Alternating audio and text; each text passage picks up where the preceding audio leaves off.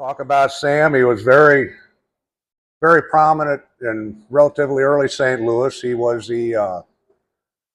He formed the second fire company in the city of St. Louis called the Number Two Union Fire Company. Sam was the head of that. He was beloved in the firefighting community. They affectionately called him Uncle Sammy. They had a pumper named after him. He was quite a guy. And one little known fact about him: he was fighting a fire down on the riverfront one day, and the wheel, somehow the pumper got loose, and Sam's hand was caught under the wheel. He lost his right thumb. That was kind of a thing that's very little known, but he was quite a guy. Jacob, as I touched earlier, died during the cholera epidemic in 1849. Really, the only good way to date Hawken rifles is you could see if a gun's marked J&S Hawken, you can pretty well figure that it's 1849 or earlier. S Hawken after that. Um, it was just a very instrumental in making tools for the very indispensable tool for the Western trade. The rifle is they were used by pretty much all the prominent mountain men at one time or another in their career had at least one. Carson had several. They're still in museums and they're still around. We have a really nice display. Hopefully you all have been up there. If not, go to the second floor of the boathouse, and there's a display there of St. Louis and Missouri guns that you will see nowhere else. It's just a very rare opportunity to have to come and look at this stuff. Um, I don't know. I'm going to talk a little bit later on about some of the ideas that I've come up with as far as building Hawken rifles. It's going to be just a short, sweet talk, and hopefully it's a question and answer period after that, and I'll make something up if I have to. But it just they were a very indispensable tool to the Western history of Western America. Um, Other than that, I don't know really how much else. I guess we could open things up to questions now. If anybody has a question that I may be able to answer, we'll see what we can do. During the Civil War, were those guns used? Was the Hawken family northern or southern? That's a good question.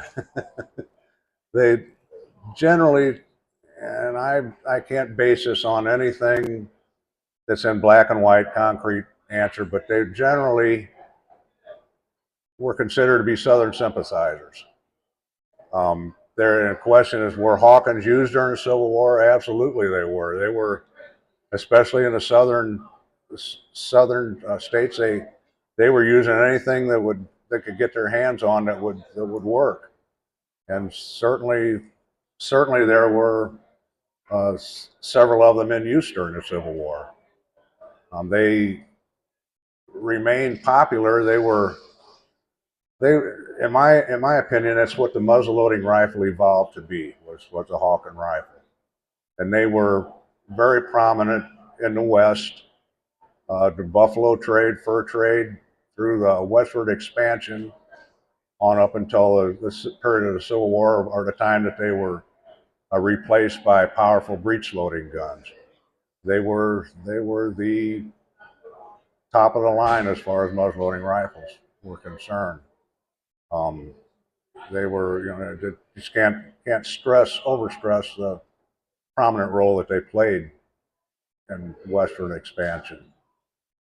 We were approached a year or so ago, about year and a half ago now, about we're trying to get through the Missouri legislature, have it passed to where the Hawken rifle would be the official Missouri state firearm.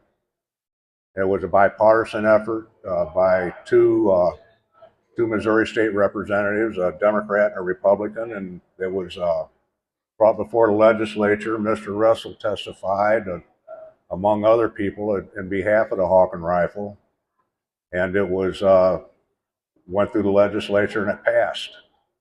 Then I was approached about building a gun. I was kind of hesitant at first and didn't know, the ins and outs about it. But the more I learned, the more comfortable I was with doing the project. And it's just the stars were aligned and it all came together. So just kind of was very long odds to get it through the legislature, but it made it and it passed, and the gun is now in the Capitol building in Jefferson City. Any other questions? Thank you. Yeah, any other questions? How many hours? I get in a plain gun with no box, just a generic Hawken, say, if there is such a thing. I get about 120 to 150 hours in one, and I've done 58 of them so far. So I've learned how to speed things up a little bit, make things a little bit easier, which cuts the time down significantly. As far as Hawken rifle goes, I'll get into this with the talk later a little further, but there are certain features that they all have, not in the same proportion, but they all have the same certain little nuances with them. And if a gun doesn't have that, if it falls out of those parameters, then they're either right or they're wrong. There's no kind of a Hawken. They're either are or they're not. They look like a very simple, straightforward half-stock gun, but they're not. They have angles and architecture, and it's just they're actually really a complicated gun in a lot of ways. And I'll get into that a little further with the talk later on. But yeah, they're my main love in this business. Kind of comes natural, maybe being from St. Louis, but I've always admired the guns, and I get my hands on every one that I can, and I look at them, and I get as much out of feeling them as looking at them. And you can pick up on a lot of the little nuances of the architecture that way that you can't maybe not see. I prefer plain wood guns. There are original guns that are really fancy, and there are a lot of them that are very plain. To me, the guns with the fancy wood, they hold your eye. You see the wood, but you don't see the gun. So I personally I prefer the plainer ones, but that's a guy's choice. Either way is right. You don't want it. Probably, I'm gonna guess here, probably maybe 20% of the original guns were walnut, or the other 80% being maple.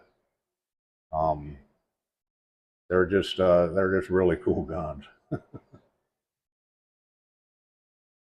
Any other questions? I'm sorry.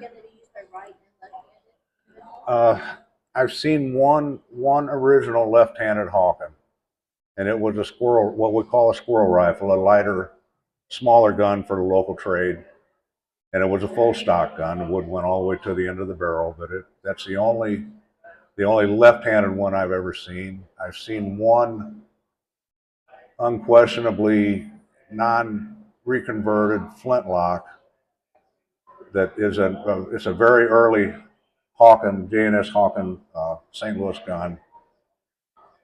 And it is a flint, always was, but it doesn't look like we think a St. Louis Hawken should look.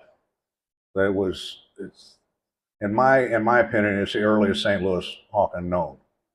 But that's the only one that I've ever seen. I've seen restocked a gun here a few years ago that was, the barrel was originally a flint because you could see where they plugged the touch hole.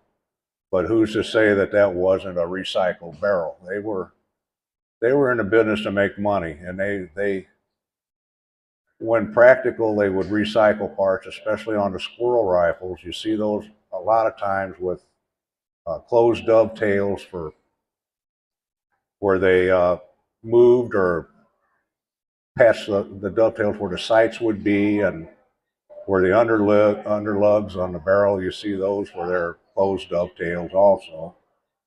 The lock plates on some of the squirrel rifles, one of the ones I have upstairs, has a closed dovetail on the plate underneath the bolster. So that was either a recycled lock or one that was cut for a drum and nipple, and they had to patch it to work with the bolster in a different recess. Um, Barrels, they've seen them. There's a very interesting gun upstairs that has a swamp barrel. That's very unusual on a Hawken. They're usually always tapered, but very seldom swamped. So that gun possibly could have been one that, well, it's obviously a recycled barrel, but it could have been one that the owner had done that way, or they took in trade and reused the parts. No, nobody knows.